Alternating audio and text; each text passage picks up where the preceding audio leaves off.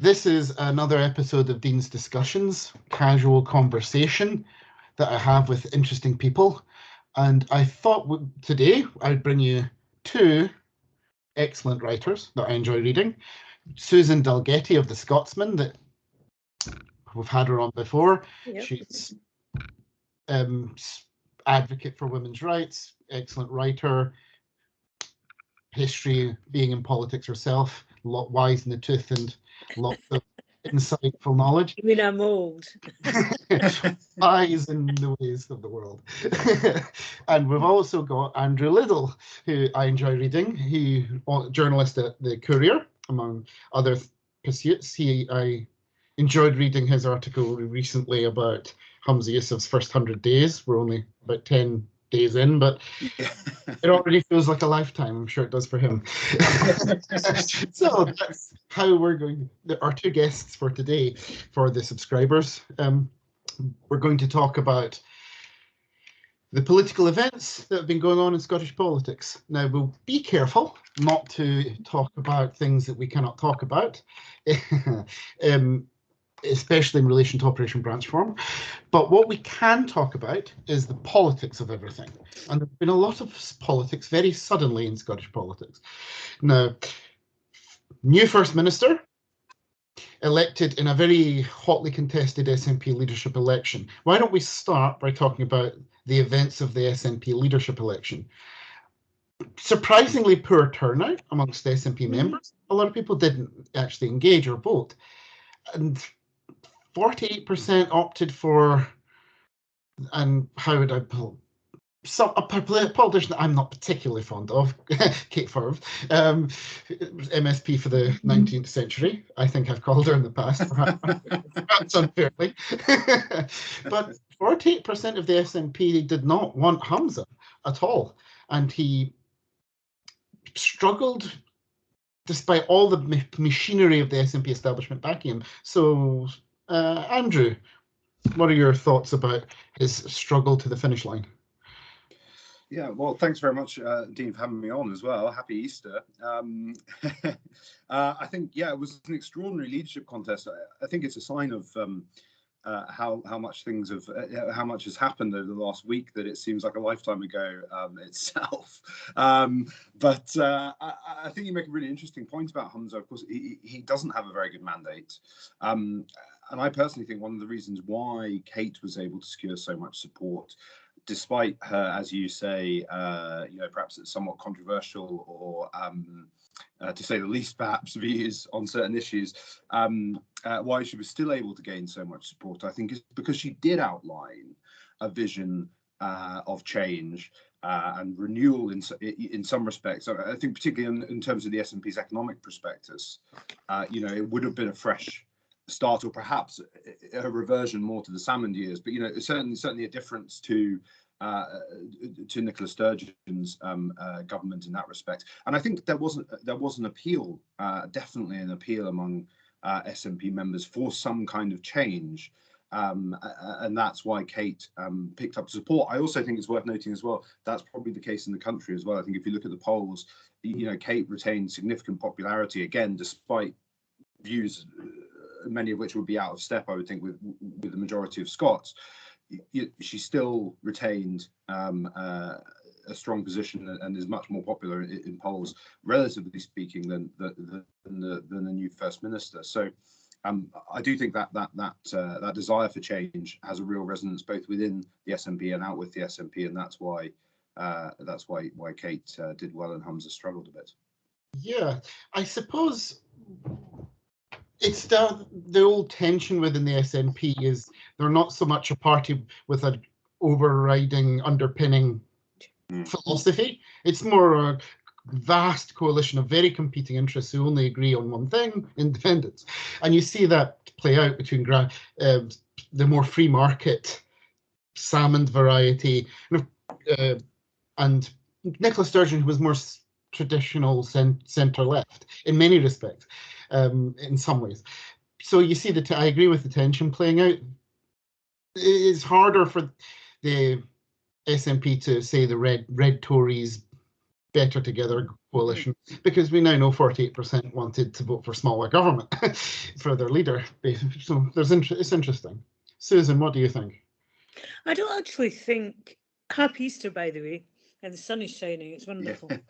I hope it's shining with you, Andrew. In Dundee. No, I don't actually think that 48% of the people who voted wanted smaller government. I think they wanted a new generation of SNP leadership, and Humza, even though he's only still in his 30s, was sold as the continuity candidate. So he was seen as Sturgeon and Morell's chosen successor. And half the party said, no, we want a fresh start. We've had 8 years or whatever of Sturgeon controlling every aspect of the party and of the government.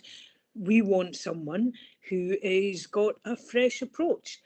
Her personal views, I disagree with her on social policy quite fundamentally, but I respect her beliefs, just as I respect Humza Yousaf's beliefs. His religion is as conservative in social policy as Kate's. So I found that debate rather hypocritical coming from Humza supporters. But hey, that's politics. Yes, that is a fair point. Kate, we can say in defence of Kate Forbes that she was refreshingly honest and direct about views in a way in which Humza Yousaf has not been on some of these issues. He's sort of dived and weaved a bit. So this raises the first criticism I'd have of Humza Yousaf. He allows himself to be defined by his opponents constantly. You know, Kate Forbes and Ash Reagan say you're the establishment candidate, and he says, yes, I'm Mr. Continuity. I'll wear it like he takes the rod for himself. And we've seen this play out time and time again, because the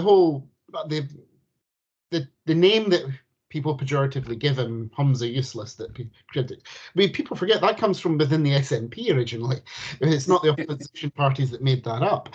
So we do see this. Humza Yousaf seems a bit willing to just allow himself to be defined by others. Yes. I don't. He's been in government for many years. On paper, he's a very experienced politician, but I don't think he's very good at it. Exactly as you describe, he allows himself to, in fact, he welcomes almost being defined by his opponents, because he hasn't quite worked out how to do this, to be honest.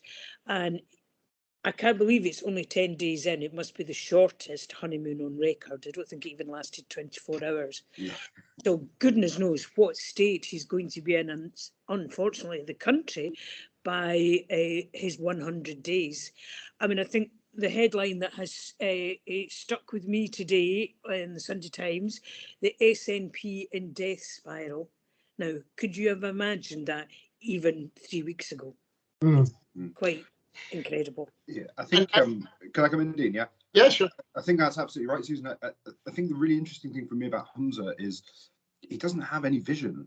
I don't know why, and why does he want to be First Minister now? I think it's because he realised this was his only and best chance.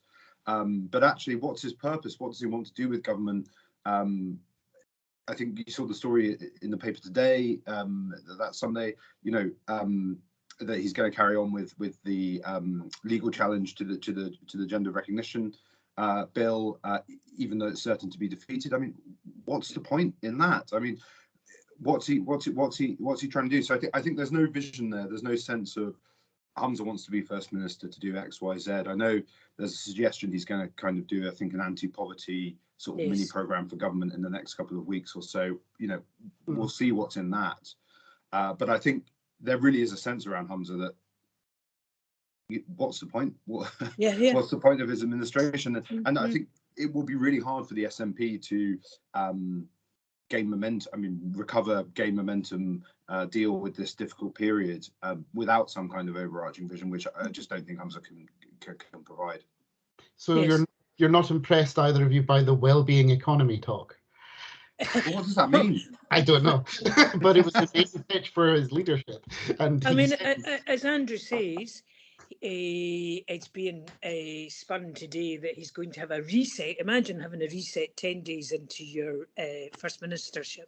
He's even quicker than Liz Truss's reset. He's having a reset, and he's going to talk about his anti-poverty work. Now, as someone who has always been interested in social policy and campaign for anti-poverty initiatives and policies, that sounds wonderful. But the bottom line is the Scottish Government budget is in a bigger mess than the SNP finances. There is no money left. So while childcare for 1 and 2 year olds is a really good ambition, how is that going to be paid for? He announced £1 million for GP surgeries a few days ago. That works out as a few £100 per surgery across Scotland. What will you do with that? So if he's just going to do messaging, as I'm afraid Nicola Sturgeon did for 8 years, without any delivery, without any... How is he going to grow the economy? I'm a member of the Labour Party. I've been a member of the Labour Party, except for when Jeremy Corbyn was leader, for many decades. But I understand that you cannot have good social policy if you do not grow the economy. You need a strong economy. How is Humza going to grow the Scottish economy? Well, that brings us back to the wellbeing economy point, because underpinning that, I think, is Humza Yousaf is very much signed up to the Green Deal, the coalition with the Greens, and the Greens don't believe in growing the economy. So I think part of this is the elephant in the room here is Yes. the well-being economy is an attempt to shift away from the old-fashioned notion that you should grow the economy and create wealth. Instead, you're going to do the happy talk about well-being and utility measures and things. I don't know. Andrew. Absolutely. Yeah, I think that's absolutely right. And it was interesting, just to go back a couple of points. We're talking about Kate Forbes's platform and whether or not it was small government. I actually think it was almost a new Labour platform, in the sense of you grow the economy, you build up business in order to raise the tax level and better fund public services and deliver anti-poverty measures, that kind of thing. Humza doesn't seem to have any concept of that at all, and it is very much what else can we tax? Who else can we tax? Yeah. How can we differentiate the tax system more between Scotland and the rest of the UK?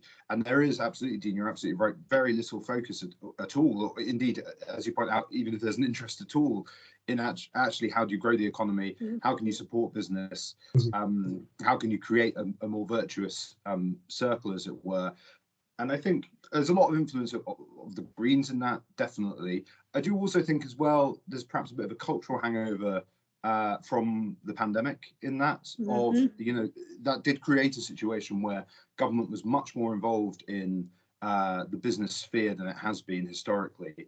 And that sort of lingered on, I think, certainly culturally, perhaps within the mindset of politicians, within the civil service, possibly at a UK level as well. But that might have an impact. But I think you're absolutely right, and it will be a real challenge for the government, for Humza, and it's one that concerns us all. Yes, over the next I few mean, years.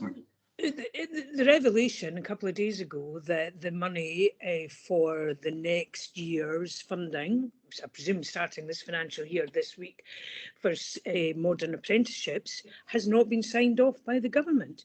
That's thousands of young Scots whose future is being threatened because under Humza Yousaf, the government machine is not working properly.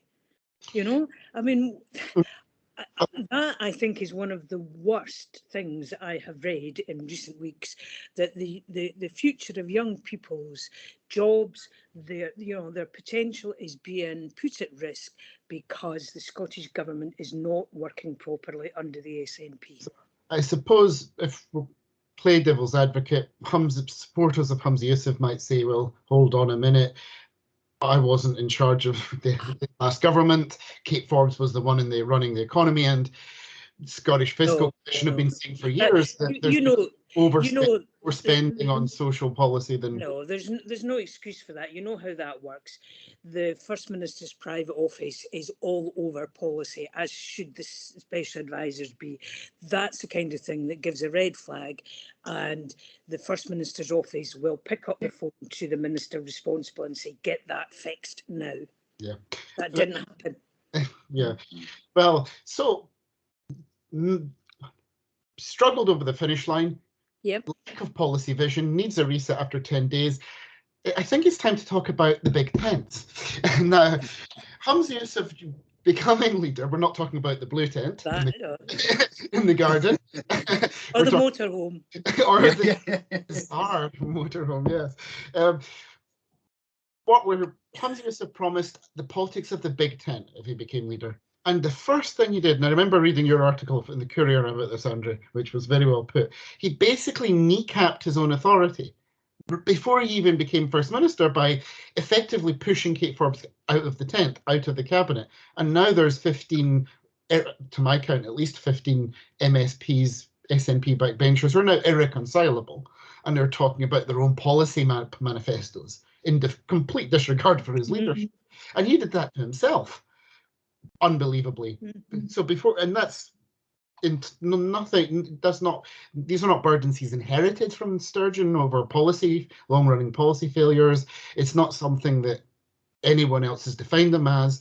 It's an example of a lack of political astuteness that I found incredible, that he would create his own opposition within the party.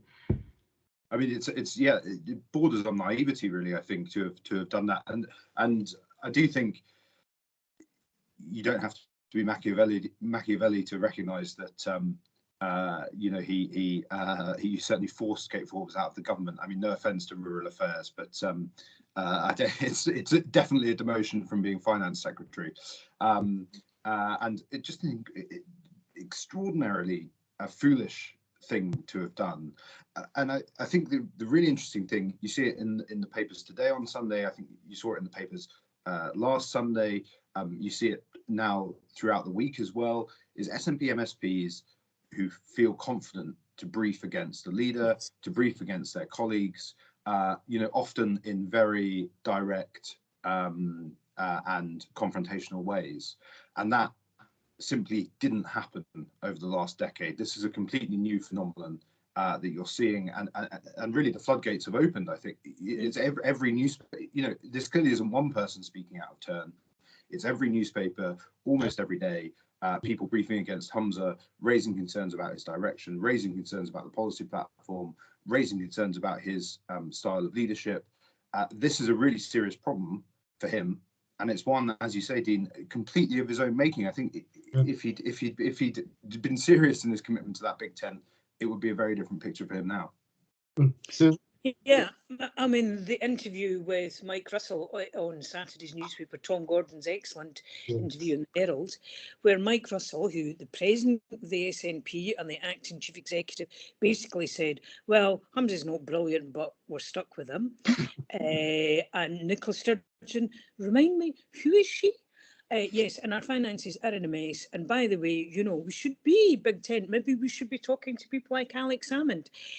I mean, the SNP is in complete and utter disarray. And I know from bitter experience years ago, when the discipline in a political party breaks down, then that political party will not survive a turbulent period as the one that the SNP is going through at the moment.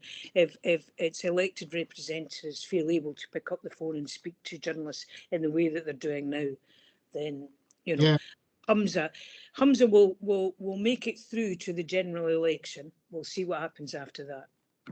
Yeah, actually, they'd need to, if they want to talk to Alex Salmond, they might need to put him back onto the SNP website. Because I remember he disappeared. Maybe it's Nicola Sturgeon will be joining him.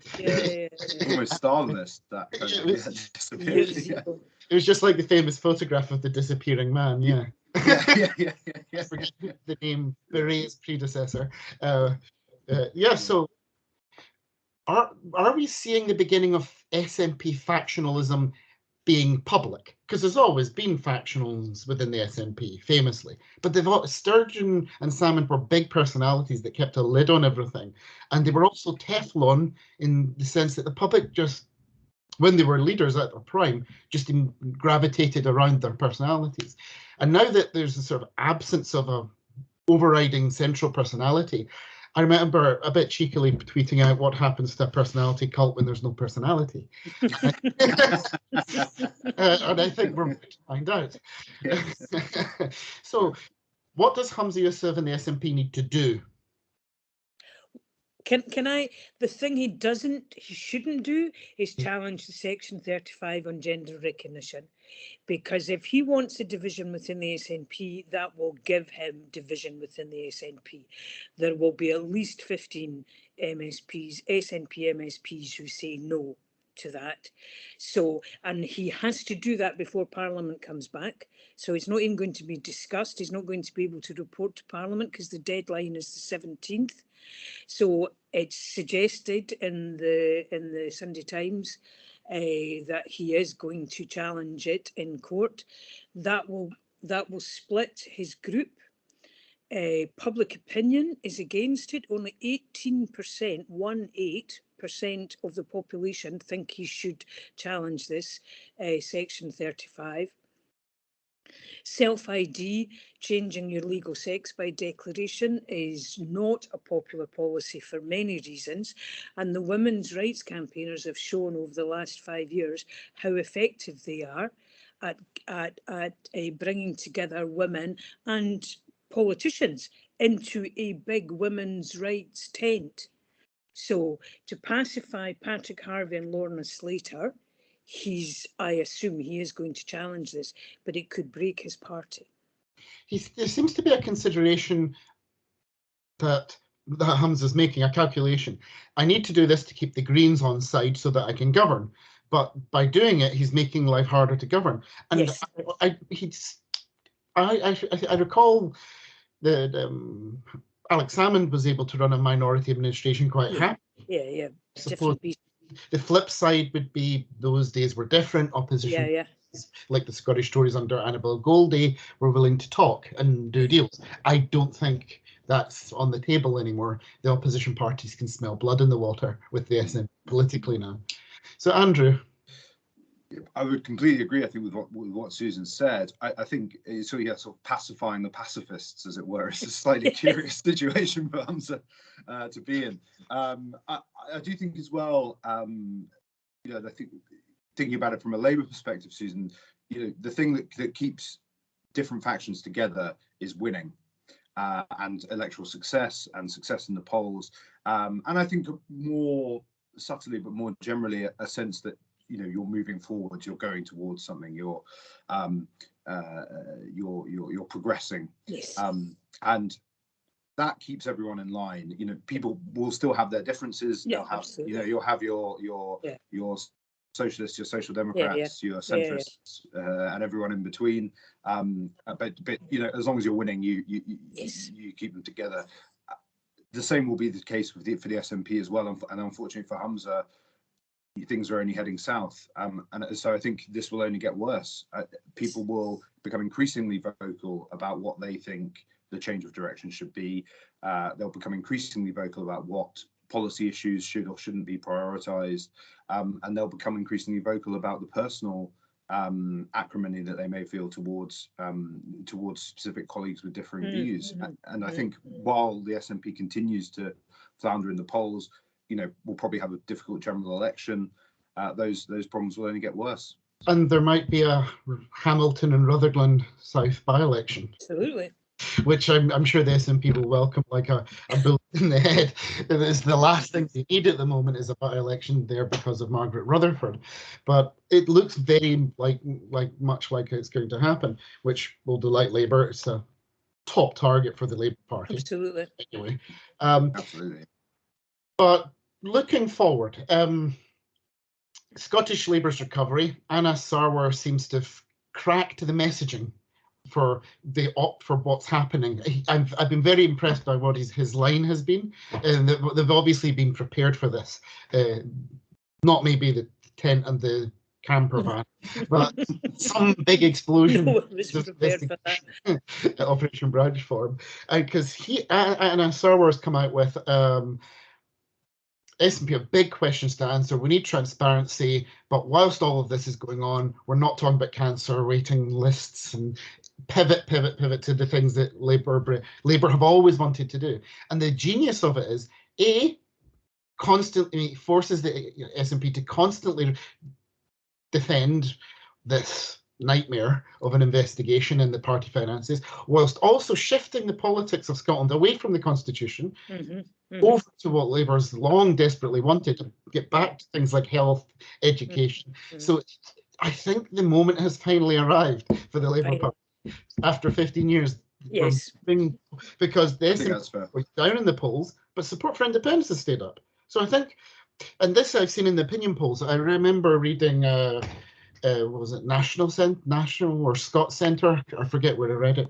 The polling analysis that showed, it was a paper by Sir John Curtis that showed that whilst the Lib Dems and the Scottish Tories, unsurprisingly, really don't get any 2014 yes voters switching over to their parties. Labour has went from, I think they've doubled it to 18% now. People who voted yes in 2014 are now saying vote Labour. That's a big shift, and I would expect that to continue. At the same time, I think you could see a struggle to turn out with the SNP voters who aren't prepared to shift, but they might decide not to vote at all. So the Labour Party is a big opportunity, and I've heard from a friend, whispering in my ear, down in London, that the Scottish Conservatives have really upset their colleagues in London with their message to Greece and Scotland vote Labour. Now, obviously Douglas Ross is not being helpful. The Scottish Tory leader is not being helpful. He's trying to make life harder for Labour, but it is a sensible strategy, nevertheless, if your priority is to push the SNP out of power and weaken them. Because you want voters to vote tactically, especially if you're a Tory in the borders and in the northeast. Yeah, absolutely. But Douglas Ross has upset his colleagues down in Westminster so much that it's the front page of the Sunday Telegraph today. So, let's just watch them fight over tactics. Labour spent from about 2011 onwards obsessing about the Constitution and how to appeal to the people of Scotland about the NHS, about the economy, about education, when all the time the Constitution was the only thing that anybody wanted to talk about. Mike Russell said yesterday, independence, you can set that aside for the next few years. So the Labour Party now does have an opportunity to actually go to the people and say, this is our programme for government, both at Westminster next year and in 2026. And the bottom line is that people's real lives, like, big blue tents apart, camper vans apart, Humza Yousaf, people's real lives are about the cost of living. They're about the fact that a third of cancer patients, their treatment is being delayed beyond the 62-day period. The fact that people cannot, and it's not just anecdotal, but cannot get to see a GP. That the education system is failing the poorest and most marginalised of our children. That's the reality of people. And people can't either afford their mortgage or get one in the first place, or afford to rent. The economy is in a mess. Our social policy is all over the place. The government's social policies are all over the place. So it's an opportunity now for both Anna Sarwar and for Keir Starmer. And if Starmer wins, if Labour wins the general election in 2024, then I think you will see the support for Scottish Labour surge, and the SNP could go back to their bedrock 30% of the electorate, which is where they were before 2007. The other factor in that as well, I think that's completely right. But of course, I think everyone really, apart from the really hardcore of the SNP, recognises that independence isn't going to happen anytime soon. So that carrot has kind of been that motivating factor has gone. And so, Susan, you're absolutely right. People now are much more, I think, willing to listen to Labour on issues like the NHS, education, social policy, all these kind of things. So that's a huge change. I think, just to go back, Dean, to the point about the Tories. And this electoral, this tactical voting strategy by Douglas Ross, whatever we want to call it, really interesting one. I can't help thinking that it's designed to damage Labour, to allow the SNP to say it's better together, red Tories, because most of the Conservative voters, I think, in Labour target seats, either will do naturally or are intelligent enough to realise the best way to get rid of the SNP is to vote Labour. You don't have to be, a great political strategist to recognise that fact. And so the Tories, I think, will already have lost those voters. But of course, for Labour to win and to win seats and to potentially even seats that could have a real impact on whether or not Keir wins a majority, to win those seats, they need to win back soft SNP voters, as you say. Those yes voters from 2014, those SNP supporters need to start coming back to Labour. And it doesn't take much, 4, 5, 6% shift for Labour to really start winning seats. But those people might be put off if they think that there's some kind of grand anti-nationalist coalition, that Labour's in cahoots with the Tories or vice versa. So I think there's definitely some game playing here by the Scottish Tories, and I wouldn't even be surprised if the sort of outrage that we see on the front page of the Sunday Telegraph is kind of manufactured to even to give this even more credence. Maybe that's me being cynical. But it's a curious and potentially, I think, troublesome thing for Labour if it starts gaining traction. Yeah.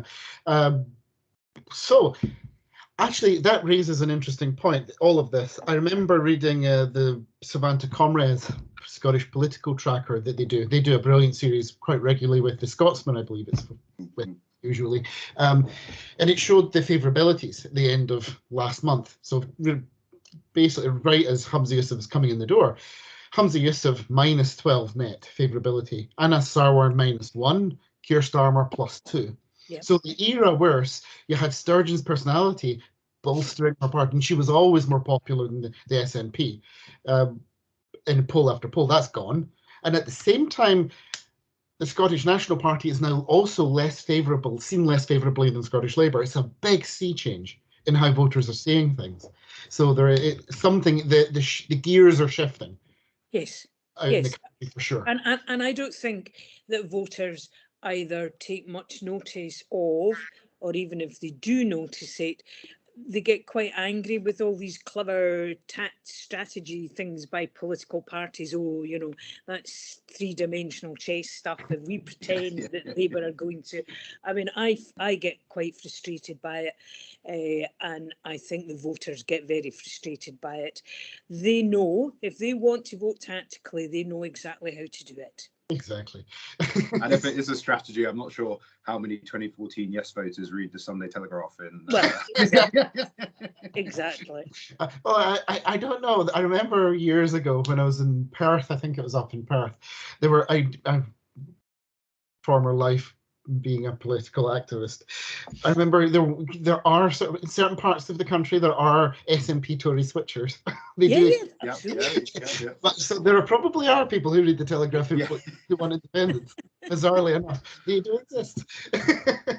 Anyway, so yes, so we've talked about all of that. So before we round up, predictions for the future. Fast forward to the end of the first 100 days.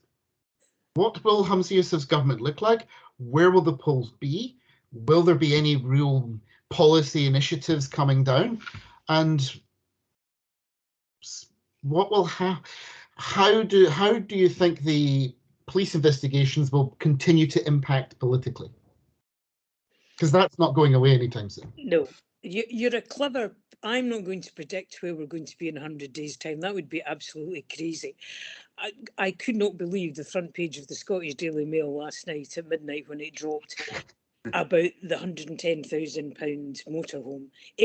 I have a motorhome. It was 13.5 grand.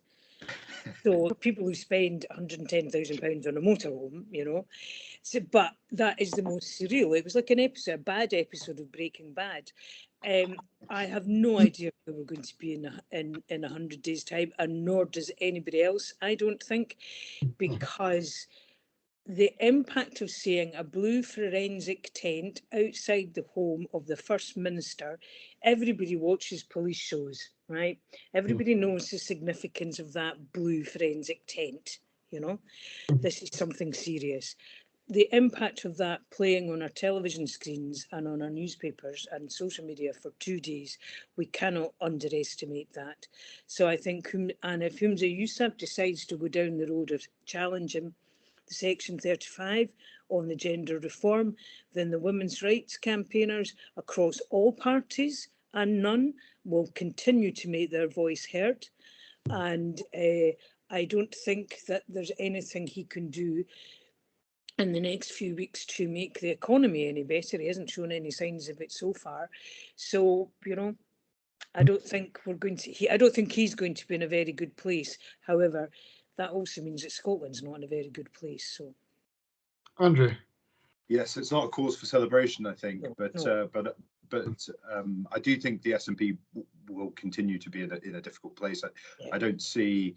I think it's absolutely right. The spectre of the police operation, really, regardless of where the investigation goes, absolutely. I think will have done serious damage, reputational damage to the SNP and to Humza, particularly as the continuity candidate.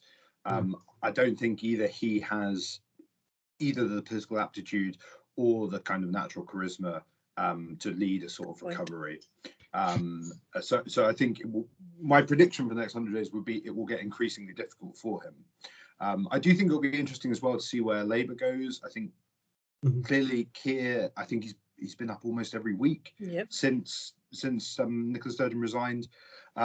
So he clearly senses there's an opportunity here. I wonder, might we see that start to play out a bit more in terms of policy direction? I mean, there's obviously been controversy over the last few days with Labour's kind of attack adverts on the Tories and that kind of thing. Yeah. I wonder if they start to see a route as well to a majority through Scotland as a more realistic prospect again, if we might start to see slightly different policy choices. I don't know. I think it's probably unlikely, but it's certainly, between winning back the Red Wall and winning back Scotland, there's slightly different messaging, I would think, that you'd really need to take advantage of that. So that could be an interesting thing to watch, I suppose, over the next few months as well. Yeah. Very, very good point. Yeah. What you need, what the Labour Party needs to say to win back the Red Wall is oftentimes not what they need to say to win back. Yes, exactly. Yeah. That's much more succinct than I was. Yeah, that's exactly it. Yeah. Although it does raise the interesting point. I remember reading again John Curtis policy research papers years ago. There was this social attitudes differences between Scotland and England is actually basically nothing to do with being Scottish or English at all. The national question really doesn't exist. It's a lot more about how voters see parties. It's much more shallow a difference. There's no exceptionalism here. And where differences of opinion do exist on something like, say, immigration, they're merely differences of degree between Scotland and England. So there's no the nationalist question doesn't really exist in reality when you look at any data that I can see. Although the perception is there, because we're all Jock Thompson's Barons and all of this talk, that Scottish Labour's guilty of peddling for years. I remember Labour kind of created some of this sort of back in the. I remember my uncle was a former Labour MP now, and I remember the debate that used to happen within the Labour Party, pro or anti-devolution. Should we, that tension, and that really came to a head in the late 1980s, and Labour seemed to cut a deal and say, well, okay, Scottish Parliament, soft nationalist rhetoric, in order to win. There was a certain deal with the devil, I would argue, that Labour did do back in the day. But then there's a little bit of the old Willie Ross in me when it comes to constitutional issues. Oh. Sort of, we might. He's the one who coined the phrase "hammer of the Nats and the tartan Tories." Yes. Political history. Anyway, days. So, are you both fans of the great outdoors and camping? Yeah,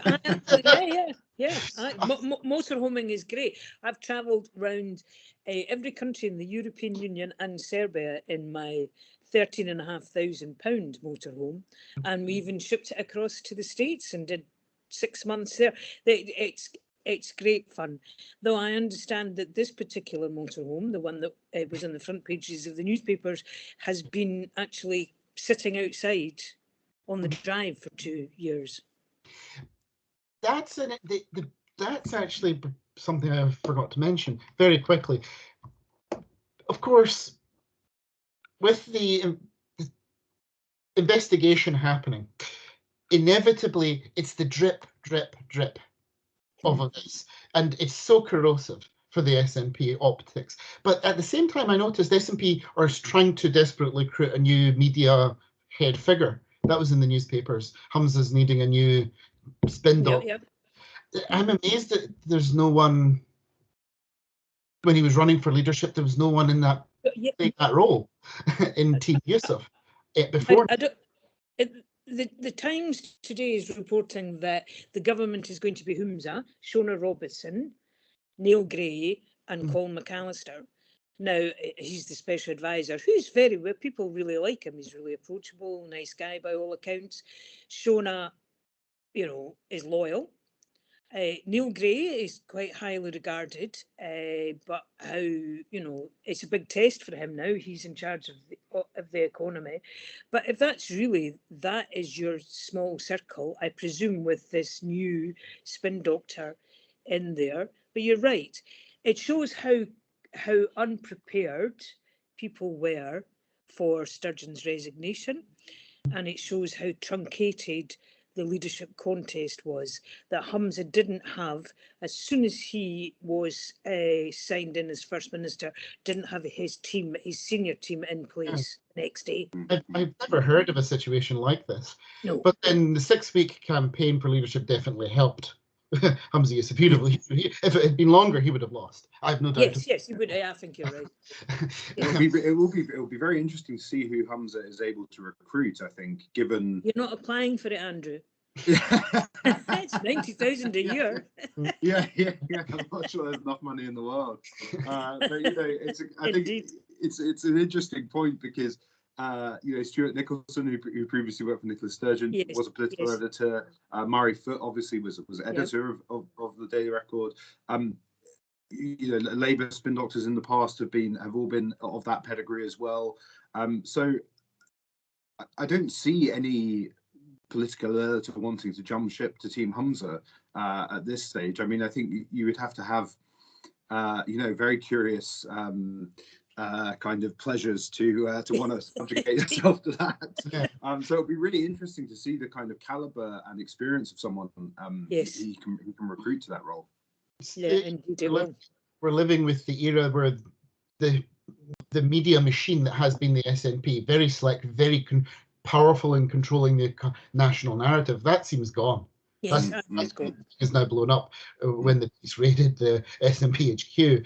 I mean, that's all gone now. Which is and at a time when you need stricter messaging more than ever before, and when everyone's breaking against each other, there's no captain at the wheel. Very dangerous situation. Yeah.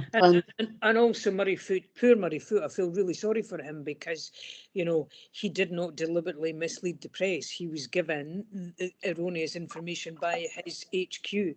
But the minute that happened, and the minute it was revealed and Murray resigned, then that's the media. Why would you trust the SNP headquarters anymore? Why would you trust anything a press officer said? It's such a strange thing to have lied about as well. Well, I think anyway, and last thing, very quickly before we finish, long over. I'm having fun anyway. Why did the SNP? Why has the new government separated finance and economy in the cabinet? The briefs have been separated. Shona Robison is finance, but not economy. I think I said at the time, well, I didn't write it, but I thought at the time that basically it was to give Shona Robinson a portfolio that would allow her to be the Deputy First Minister. But it's just the budget. Basically, it's just the Scottish budget that she's going to manage. So, and that is, you know, the economy, the harder stuff, the stuff about speaking to business, to getting business back on side, to work, you know, to making sure that modern apprentices have their funding in place. The real work of building a well-being economy has been given to a man who hasn't yet been tested, but according to, you know, people that I, you know, genuinely respect their views, he's pretty good at any job he's had so far. So whereas Shona will just be, she's the bean counter, if that, she'll be sent, you know. But it gives her some kind of credibility to be the Deputy First Minister. It is a curious change, yes. and I know outside the kind of we've focused a lot on the sort of the politics of things, which of course is where our interests lie, and but I think outside the that kind of world, yes, you know, I think in business there is a lot of concern about why this change has been made and how it's going to impact, particularly, you know, when the tax regime in Scotland does have a significant impact, both positively and negatively on business up here. How is it going to work? And I don't think there's been any explanation yet or any kind of engagement on that question, which again, you know, in a kind of classic policy issue away from all the other issues that the SNP are facing, you know, something they really need to address and think about moving forwards and reassure people and explain to the business community how things like this are going to impact them.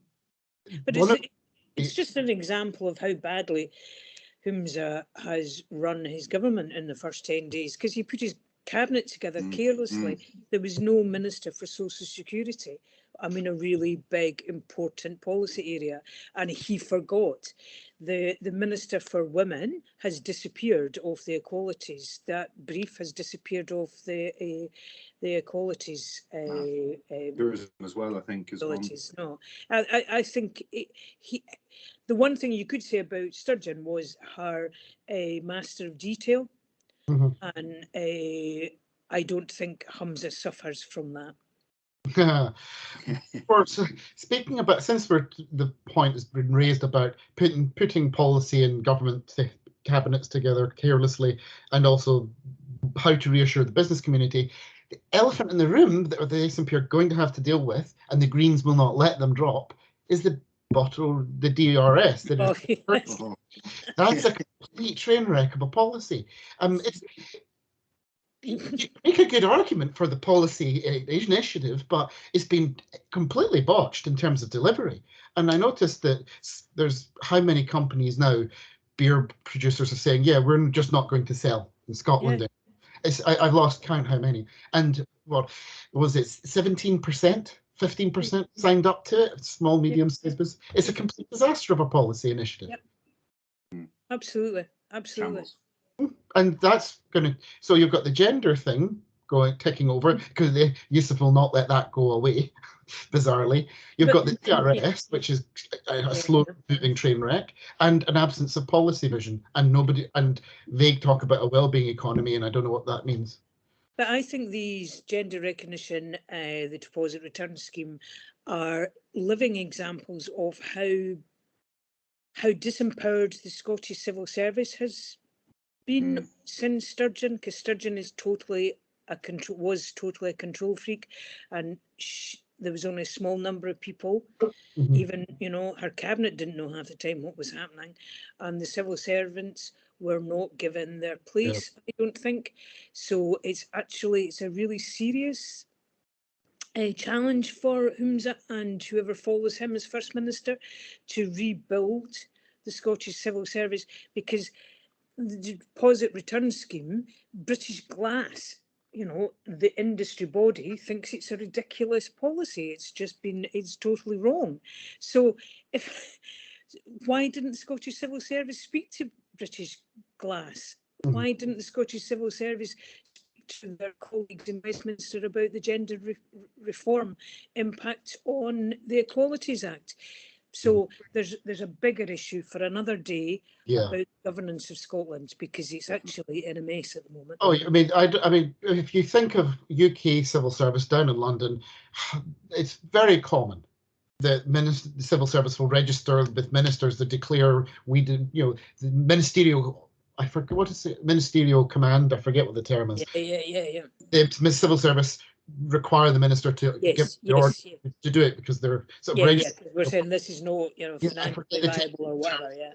But that's not happened in Scotland more than about 3 times in the last 15 years, which is incredible. The civil service just goes along with everything. Yeah. Never registers any issues. It seems on an official level. That came up, of course, with the ferries. Why this could have and good to steal, and so there's, as you say, institution with the civil service in Scotland. There are real issues of governance. Yes, there are, very much so. Anyway, final thoughts, anyone, before we round up? All good? I think we've covered the house. Covered a lot of ground there. We have this been great. Well, that was a friendly podcast conversation with Andrew Liddell of the Courier, Susan Dalgetty of the Scotsman. I hope the listeners will find that engaging, enjoyable Sunday listening, and let's hope there are no more big surprises. Because I don't know if I can take any more shocks. Enjoy your Easter Sunday. Thank you. Thank you very much. Thanks. Bye. Bye.